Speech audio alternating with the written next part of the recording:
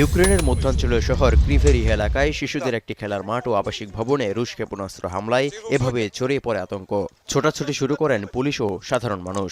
৯ শিশুসহ প্রাণ যায় অন্তত ২০ জনের। স্ট্রেচারে করে নিয়ে যেতে দেখা যায় আহতদের। ভেসে আসে আহত শিশুর চিৎকার। যুদ্ধবিরতি প্রচেষ্টার মধ্যে শুক্রবার এই হামলায় নতুন করে বাড়িয়েছে উত্তেজনার পারদ। সেদিনের আক্রমণের ভয়াবহতার কথা তুলে ধরেছেন প্রত্যক্ষদর্শীরা। Увидела, вспышки не увидела.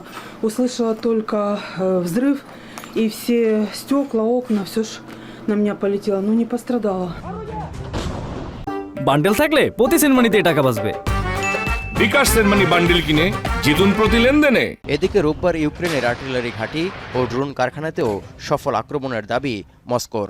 এছাড়া দক্ষিণ ইউক্রেনীয় অঞ্চল মাইকোলাইভে রাশিয়ার বিমান হামলায় বেশ কয়েকজন হতাহতের শিকার হয়েছেন।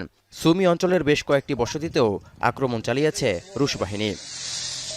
এভাবে হামলার তীব্রতা বাড়ানোয় রাশিয়া ৩ বছর ধরে চলমান যুদ্ধের অবসান ঘটাতে চায় না বলে অভিযোগ ইউক্রেনের প্রেসিডেন্ট ভলোদিমির জেলেনস্কির।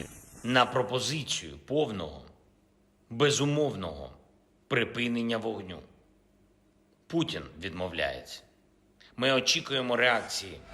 এর আগে রোববার রাশিয়ার জ্বালানি অবকাঠামোতে ৭ দফা আক্রমণ চালিয়েছে ইউক্রেনও, যার ফলে বেশ কয়েকটি জায়গা বিদ্যুৎ বিচ্ছিন্ন হয়ে পড়েছে। এমন উত্তেজনাপূর্ণ অবস্থায় যুক্তরাষ্ট্র কোনো প্রতিক্রিয়া না জানালেও মুখ খুলেছেন ফ্রান্সের প্রেসিডেন্ট ইমানুয়েল ম্যাক্রো।